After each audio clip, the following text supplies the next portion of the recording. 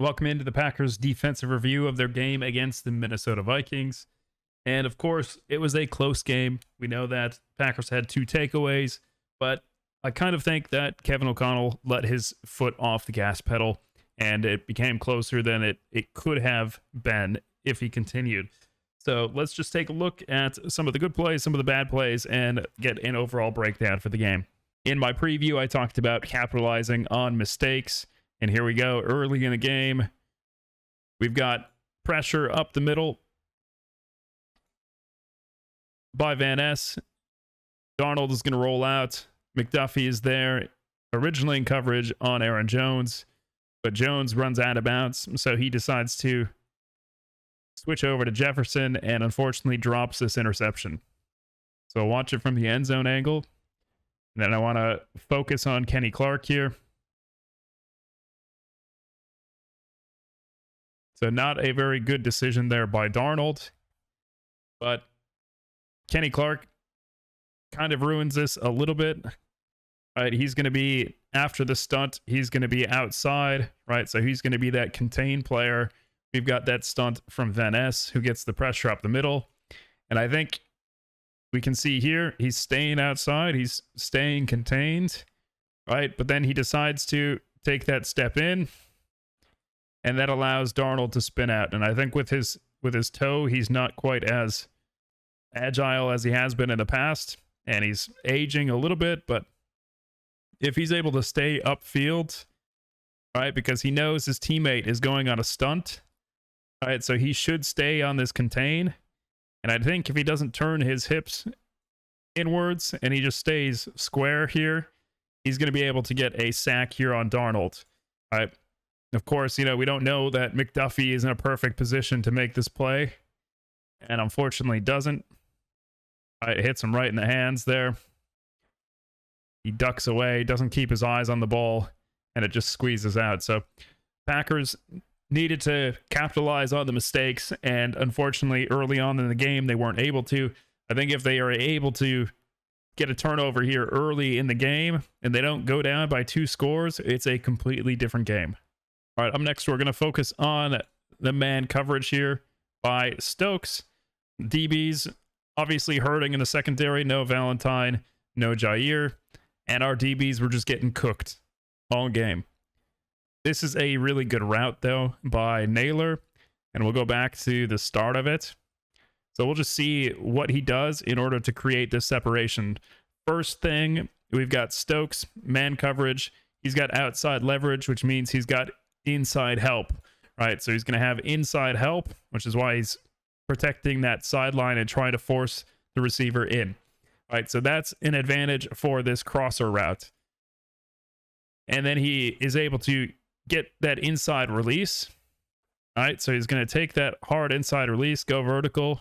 Stokes gets his hands on him, but look at how he's keeping his shoulders up. He's selling a vertical route here. So Naylor does a good job of doing that vertical step because that forces Stokes to try to get his hips, right, to run vertical with him, right? And as soon as Stokes gets those hips vertical, boom, he plants, he gets across the field, and that's what creates that separation. So on a third down, so much separation, easy completion for the Vikings, easy first down. So in man coverage, I'm surprised that Hafley relied on man coverage a lot in this game, being down 2 of his starting corners, but the Vikings were able to take advantage of that. All right, then the very next play, you just got burnt in man, so let's switch it up. Let's go to zone, and you're going to get cooked in zone too. You've got Valentine responsible for that deep third. This is a cover 3 buzz that the Packers are running. They have a 2-high look initially. So Bullard is going to be deep third. McKinney dropping down to hook zone. Deep third by Stokes. Deep third by Valentine. And he's just going to be caught by a stutter step. So Addison sells that vertical. And then he's going to give that little stutter and go. And that's just going to be enough to freeze Valentine, which I don't know why he's necessarily biting on that. All right, there is a little bit of a stutter step, but he bites, He's got his eyes on Darnold. Darnold doesn't even give a pump. So I'm wondering, why he's biting on that. He sees kind of the ball load a little bit, but there's really no pump fake there. So I'm not sure why Ballantyne is biting on a first down, especially when he's got deep third responsibility and he's just going to get cooked for a touchdown. So Vikings executing their offense quite well early in the game, outside of that one mistake by Darnold that they got away with. I didn't have too many plays of the ground game for this video, but we'll take a look at this one. Just a good read by Aaron Jones there. Kind of miss him. Obviously, we know circumstances won't allow him to be back, but Quay Walker, he had a better game, right? And he's going to have a good run fit here. It's just unfortunate that Aaron Jones has that good vision and that awareness to have this cutback, right? So you've got double teams across the board, right? They're allowing this gap to be filled open, which is essentially where Walker is. And then he's going to recognize and try to get this quick jump to the outside, right? And he's going to get contact there, which is going to slow him down. But then, unfortunately, we get face mask call, adds 15 yards to this run. So not really too much that you can do there. It was good execution by the Vikings, good double teams. And then 75, again, peeling off there, getting some hands on Walker to make a tackle difficult. Gives them some extra yards. Of course, Aaron Jones getting that extra yardage for the Vikings. This one I don't need to break down too much. They broke it down on the broadcast. Just a simple play action. Our linebackers get caught. You've got a simple tight end. You got the Y leak, right? So you got this motion, got the quick fake, and then you're going to have a little bit of a delay and a quick under route on the goal line, and it's just going to be recognized too late by Wilson, right? He's going to have his eyes in the backfield, and he's going to recognize that delay too late. So you can see he gets his eyes up, right? He sees the tight end on the other side going to the corner. He knows that's not his responsibility, but he doesn't see this guy caught in the line right away. So it makes it very difficult to defend that. And he's just going to be too late to react. His momentum already shifted, and that's just too hard to recover. So Vikings, again, executing well. 84 does a good job of just getting caught up in the line, getting caught up in the wash, right? Even if this is caught in the peripheral of Wilson, right? If he sees that out of the corner of his eye, right? It looks like he could have just whiffed his block, right? And when you're seeing this at full speed, again, it's way too hard to react and cover that. So not really downgrading Wilson. It's just good execution by the Vikings here. And it was good execution pretty much all day long for this team outside of a few mistakes. Here we've got one of many screens that the Vikings are running and running well. This one just happened to be when Quay is blitzing. Quay ends up making this tackle in pursuit, but it just looks very, very bad from the end zone angle. I'm not quite sure. This is probably one of the few plays that I've been disappointed in Cooper. You got a good blitz there by Walker. Bradbury does a good job of getting hands on him, engaged as if he's in pass pro, which is buying just enough time for Darnold to get that screen out there. All right, and then Bradbury moves on to the next level. All right, he's going towards 56. All right, and I'm not sure what Cooper's eyes are on here. I think he probably didn't think at this point. He sees Jones in what looks like pass protection.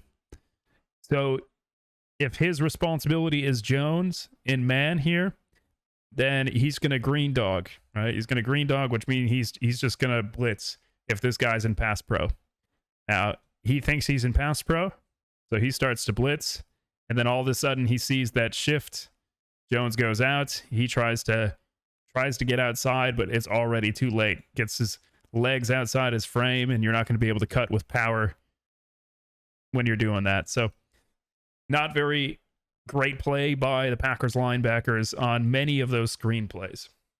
All right, next, going to focus on Mr. Gary. He just needs to get upfield here and contain. I think his eyes get too caught on Aaron Jones. Right? He sees this. He should be recognizing this motion. He think he's got his eyes on the football for the snap. He sees Aaron Jones in the backfield going for this stretch. So he assumes that it's going to him. But of course, we've got this quick handoff. So instead of him containing, right, being that forced defender, he's going to follow and pursue to try to get a tackle on Aaron Jones. And we know that's just going to be too late. All right, so gets outside, makes one guy miss, and an easy touchdown. All right, and we'll see from the other angle. He's at this wide 9. Right, so if he basically just steps, gets upfield, he's going to be there. And see where this receiver ends up. If he's at that line, that receiver has to then cut up right into Nixon, or Gary's going to make that play. But because he is now crashed inside, that opens up that lane, and it's just an easy score for the Vikings. So Vikings just exploiting that pursuit by Gary, knows that he gets a little bit aggressive in the run game, and bites the Packers. Here we go with some more man coverage. We got Nixon on Justin Jefferson. Nothing that I really want to talk about on this play. You got man, Jefferson, good outside release. Darnold anticipates. Nixon is getting his head around at this moment. But there's literally nothing you can do. That is perfect 3-step drop, no hitch, cleats in the ground, easy touchdown for the Vikings. So you have the best receiver in the league, and you're just going to put your faith in him. So boom, feet in the ground, ball out, one-on-one, you know it's man, and there is literally nothing Nixon can do to stop that. Perfect placement. Nice touchdown for the Vikings. Here we go again, not capitalizing on pressure. So we're just getting a 4-man rush. Brooks gets in. Van Ness is around the edge. Everyone's swarming around him, but then he sneaks out, gets a first down. So one of my key points for the Packers was you got to capitalize. You've got to make sure that when you're getting through that you're able to make the Vikings pay, and they're not able to do that. Brooks reaches, almost gets the ball, but he's able to scramble and save the Vikings and get a first down. Here we've got McKinney's interception, which probably wasn't an interception, but I'm sure Packers fans don't want to hear that. Just does a good job here of recognizing the routes. Right, he sees Aaron Jones come out of the backfield here, and he's going to do a good job of undercutting this. So that's got to be a perfect ball by Darnold, but McKinney reads it all the way, able to get his hands on it, bobbles about 6 times, lands on the white. Definitely incomplete, but after the number of rulings against the Packers for incomplete passes, I'm sure Wicks probably could have had 3 more catches if it wasn't for those dropped rulings, but Packers get gifted one here. So 4 picks in 4 games. McKinney definitely seems worth all the money they've given him. And next play that we're going to look at, we got Bullard here. I'm sure some of you have seen this play before, but just great job in run support here. He's going to be coming blitzing and knifes through and gets pursuit on Aaron Jones. Just a great play by him. Even better from this angle.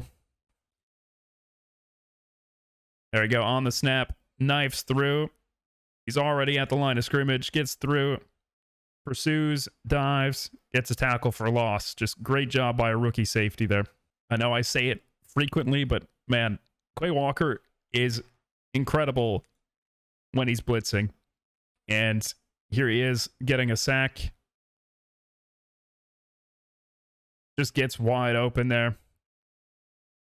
And we'll see it from the end zone angle. This gets helped by a little bit of a stunt from Wyatt. So Walker, his job essentially is to put hands on this offensive lineman to open up for that wrap. And instead of that happening, right, we're going to get pass protection. He's going to get his hands on him, but then he sees that this wrap is coming, so he lets off that block early. And Walker, with his speed, is already beyond the guard and is just going to get that pressure on Darnold. So Walker is a hell of an athlete, and he is so efficient when he's blitzing that I would almost rather have him blitz every down of the game than put him in like a Tampa 2 coverage. But that's just my own opinion on Quay Walker. Another guy that I think is really efficient when he blitzes and is good in run support, we've got Nixon. Nixon got cooked in man coverage, and I'll show that in just a little bit. But he is very good in blitz. There he is, showing up, coverage, gets there. Good job by Cooper here, recognizing that it's a fumble and getting to the ball. So we've got the double mug showing that pressure. We're going to see what the offensive line does, right? Because of that pressure in the A gap, and then you have both those guys drop out, Aaron Jones has decided to step up and help in the middle. All right, so running back helps in the middle. You've got a little bit of a twist coming here, so Aaron Jones is ready for that. But if you got this setup, you've got the left tackle that's engaged. That's just a free lane for Nixon, and he's going to get there just in time as he's cocking the football, and a nice turnover for the Packers. Then you've got a similar situation for Nixon here. Again, outside leverage in man. You can see we got one high safety. We got cover one, man across the board, and he's just going to get cooked here. He's going against Jefferson, so I don't blame him. But outside leverage, Jefferson just does a very good job here of dipping that shoulder, getting upfield, gets around him, sells that vertical, and then gets across the field.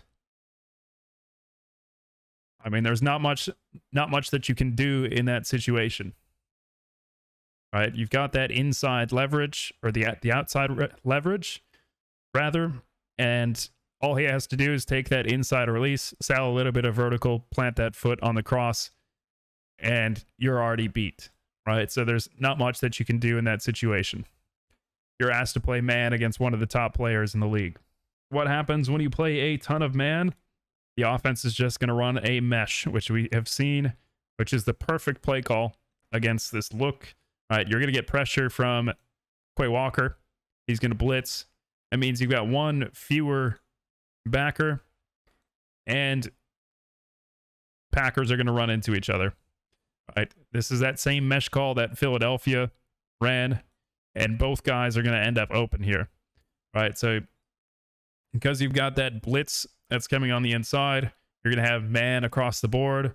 So we've got man here, and then we're going to have man on the tight end, and this is just going to be a man killer, right? You run the mesh, you've got that little bit of a bluff by 84, and you've got number 18 who is wide ass open. So just a big gain for the Vikings again. Kevin O'Connell doing a great job as their play caller, has this Vikings team rolling, and there's no shame in the Packers losing to a team like this at this point in the season. Last play that I'm going to look at is just going to be the awareness here by Stokes. You have to be aware. It's, you're down in the game. It's 3rd and 12. I know you're going against Jefferson, and he does a good job here of selling vertical, right? We look at the hips of Stokes. All right, he's going to see Jefferson accelerating. Boom. He's got his hips turned vertical, right? He's turning to run with Jefferson in case he comes past him, but he's already taken that speed cut to the outside at the sticks. And right at the sticks, gets the feet down just deadens. And that's a first down for the Vikings, extends their drive a bit. Obviously, they don't end up getting points here, but got to be aware of the situation. I think it's probably partially on Hafley here. He's going to try to bring pressure, which is going to put his guys on an island. So Darnold needs to get the ball out quick. Just takes the one-on-one to Jefferson. Jefferson runs a great route, pushes that vertical on Stokes. He turns his hips, makes it an easy speed cut, and gets the toe drag. So just great job by Jefferson there. So the Packers, it wasn't all terrible. Obviously, the first half was something that we don't want to watch again. But of course, you know, you've got a lot of bright things that are happening. It's still a young defense, right? We've got a new defensive coordinator. So there's a lot of changes and different ways that these guys are being coached. So they're still going to make progress over the course of the season. And coming back in the second half and creating 2 turnovers, it still is a positive sign. All right, they went against a very, very good team, both offensively and defensively, and kept it close in the end. So I wouldn't be too negative about this loss. Of course, it happens. You know, it's early in the season. Packers are 2-2. They'll move on. And hopefully they start to play a little bit more fundamentally sound. And once they're fully healthy, hopefully their man coverage can be a little bit more effective. So if you guys like this type of content, please subscribe. I would appreciate it. And I will see you guys in the next video. Take care.